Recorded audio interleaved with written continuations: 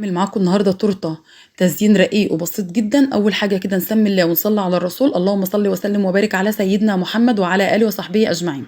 معايا 400 جرام من سبونش الشوكولاته، هاخد عليهم 5 بيضات، وهاخد تلت كوبايه من الميه ومعلقه من محسن الجل ومعلقه من الفانيليا السايله. يعني 400 جرام سبونش، 5 بيضات، تلت كوبايه من الميه، معلقه من الفانيليا، معلقه من محسن الجل.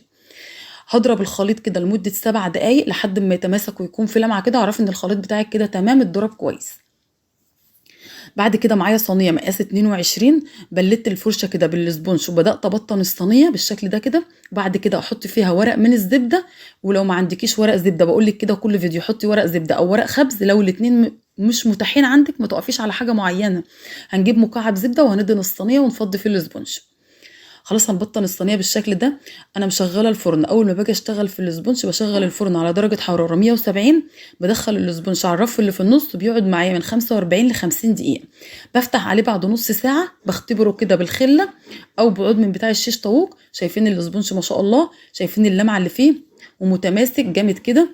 نزلت كده بالسبونج، هسويه بالاسباتيولا كده كويس، وبعد كده هخبط الصينيه خبطتين، اخرج اي هوا في الكيك وادخلها الفرن. وزي ما قلنا ما نفتحش عليها، نعمل لها اختبار غير بعد ما يعدي عليها نص ساعه.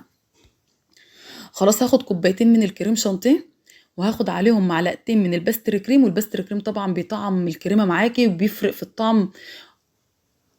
واخد كوبايه الا ربع من السكر، يعني كوبايتين من الكريم شانتيه ومعلقتين من الباستري كريم وكوبايه الا ربع من السكر، ومعلقتين من الكاكاو الاسباني الخام، وثلاث كوبايات من الميه، والميه طبعا مثلجه. هضرب كده الكريم شانتيه، حطيته كده يتضرب لحد ما يتماسك. وبعد كده هنبدا بقى نقطع التورته. شايفين الاسبونج ما شاء الله عامل ازاي. الاسبونج طبعا بتعمليه قبلها بيوم، بس انا عملته في نفس اليوم بس سبته برد تماما. لازم تسيبيه على الاقل 3 او 4 ساعات لحد ما يبرد معاكي كويس، بس الافضل انك تعمليه قبلها بيوم. خلاص هبدا اشيل الطبقه اللي تحت كده. انا بشيل طبقه رقيقه جدا، يعني ما بشيلش طبقه تكون سميكه، لا طبقه رقيقه. هشيلها الطبقه دي كده وهعمل المنشار على 8. لو انت طبعا عايزه تطلعيها 4 او 5 طبقات اعملي المنشار على 9، لكن انا عملته على 8، هتكون الطبقه متماسكه معاكي وفي نفس الوقت التورته هتكون معاكي عليه. خلاص كده قطعت 3 طبقات على 8، والطبقه الرابعه دي طبعا مش هرميها، هستخدمها اعمل بها اي حاجه. لو كب واحد هعملها بيه، لكن ما بنرميش اي حاجه. جبت كده البورد اللي هشتغل عليه. شايفين الكريمه، الكوبايتين الكريمه ما شاء الله عملوا معانا كميه قد ايه. خدت كده حته من الكريمه وثبت بيها التورتيه كده. وبعد كده هسقي بالسيرب. السيرب ده ميه وسكر وعصره ليمونه، كوبايه سكر على كوبايه ونص من الميه، بيكون سيرب خفيف، وبتعصري عصره ليمونه بس بيغلي كده لمده 5 دقايق، وبعد كده بتطفي عليه النار. يعني احنا عايزينه سيرب خفيف. طبعا ممكن تسقي بخليط لبن وتحطي عليه معلقه من النسكافيه او معلقه من الكاكاو. خدت كده الكريمه، وبعد كده خدت نوتيلا، حطيت نوتيلا كده فوق الكريم شانتيه. والطبقه التانية هسقيها بالسيرب، يعني هنعمل كل الطبقات بنفس الطريقه. وخدت الكريمه كده هسويها كده كويس. طبعا ممكن تستخدمي بدل النوتيلا اللي احنا بنحطها بين الطبقات دي، ممكن تستخدمي جناش شوكولاته. هتسيحي الشوكولاته وتستخدميها. خلاص خدنا الطبقه الثالثه. شايفين ما شاء الله عشان الطبقه على 8 مرتفعه وعاليه. نزلت كده بالسيرب. بعد كده خدت كميه من الكريم شانتيه وهبدا بقى نجلس التورته. حطيت كده الكريم شانتيه في كيس. طبعا التجليس بيكون سهل جدا، ما تستصعبيش ان انت بتعملي تورته، يعني ما تستصعبيش الاسم ذات نفسه. خلي كده كل حاجه سهله وان شاء الله كل حاجه هتطلع معاكي بسيطه وجميله.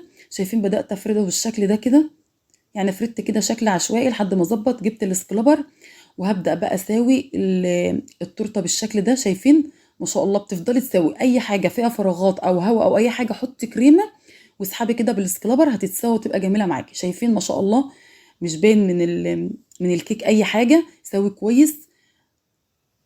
جبت الاسكلبر المشنشر وبدات اشنشر التورته بالشكل ده.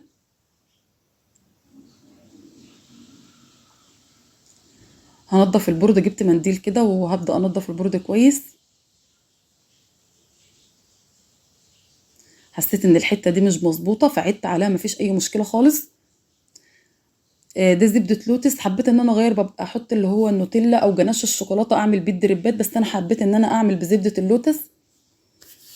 سيحت طبعا زبده اللوتس ده على حمام بخار وحطيت عليها معلقه من الزيت وفكيتها كده كويس. شايفين شكلها ما شاء الله هي متماسكه جدا. هبدأ اسوي الطروف كده بالشكل ده. يعني زبدة اللوتس كده فضل شوية، فقلت ان انا استغلهم، فردتهم بالشكل اللي انتوا شايفينه ده كده.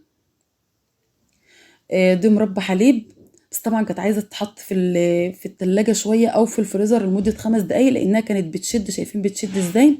عملت بالتب اللي هو بتاع البوتفور، عملت شكل كده مموج.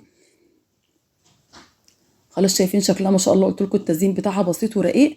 ده نوتيلا، برضو فكها كده بشويه من الزيت، معلقتين من الزيت على حمام بخار، حطيتها كده في ميه، وبعد كده حطيت عليها معلقه من الزيت، وبدات اقلبها لحد ما فكت كويس. ودي نوتيلا بيضه، بدات اعملها خطوط كده بالشكل ده،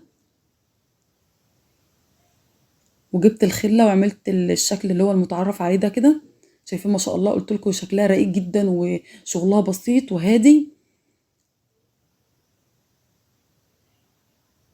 بنفس التب اللي انا عامله بيه المربى الحليب، هعمل بيه الروزيتات اللي في الداير بتاع التورته. شايفين سهله وبسيطه ازاي، وما خدتش معايا اي وقت خالص. خلاص كده تمام. دي كانت وصفه النهارده، ان شاء الله تجربوها وربنا يحسن ما بين ايديكم. شايفين حطيت كده 2 من الكونو.